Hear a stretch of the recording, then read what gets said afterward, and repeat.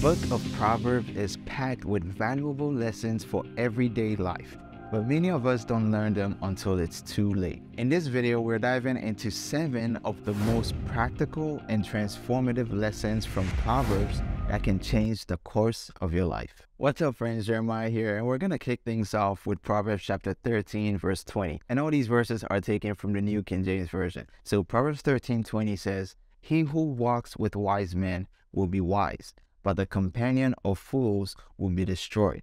In other words, be careful who you spend your time with. Today, there's a common saying that you're the average of the 5 people you hang out with the most. It doesn't mean you shouldn't hang out with other people, but just keep in mind that your closest associations have a massive impact on your life. It is said that the definition of insanity is to do the same thing over and over again and expect different results. People say Einstein said this, but it's not actually true. So Proverbs 26 verse 11 says, "As a dog returns to his own vomit, so a fool repeats his folly." So this is saying be mindful of the actions you take. Keep track of not just your success, but also your failures and mistakes so that you don't repeat them.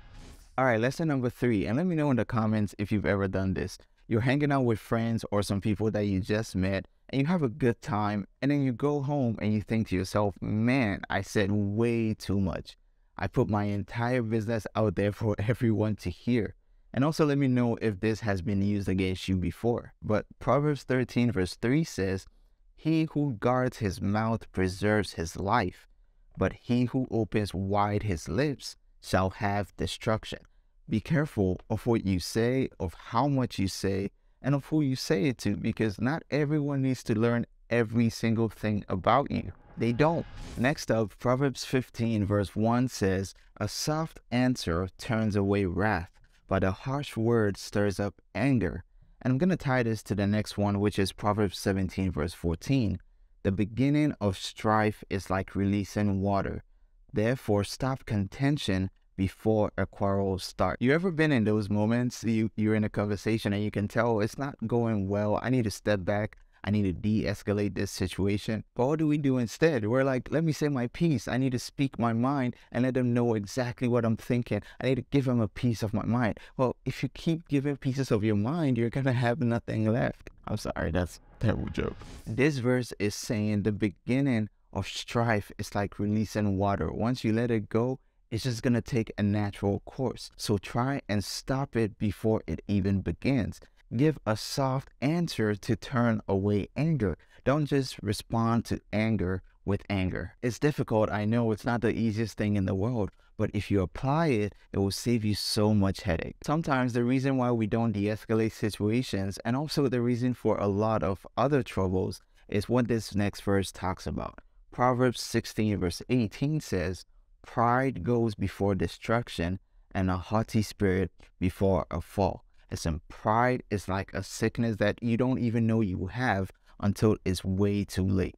And too late is when you've already fallen. It's when destruction has already come. So make sure you nip pride in the bud before it sprouts and wrecks everything. Now, this last lesson is the most important one of all. Proverbs 1 verse 7. "The fear of the Lord is the beginning of knowledge, but fools despise wisdom and instruction."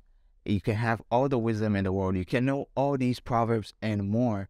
But if you don't have the fear of God, it means nothing. And the fear of God doesn't mean you are afraid of him. It's just a reverence for him. It's just submitting to God and living according to his word. Believing his word about Jesus. Believing that he is who he says he is. And submitting to him as Lord and Savior. Without this, nothing else matters.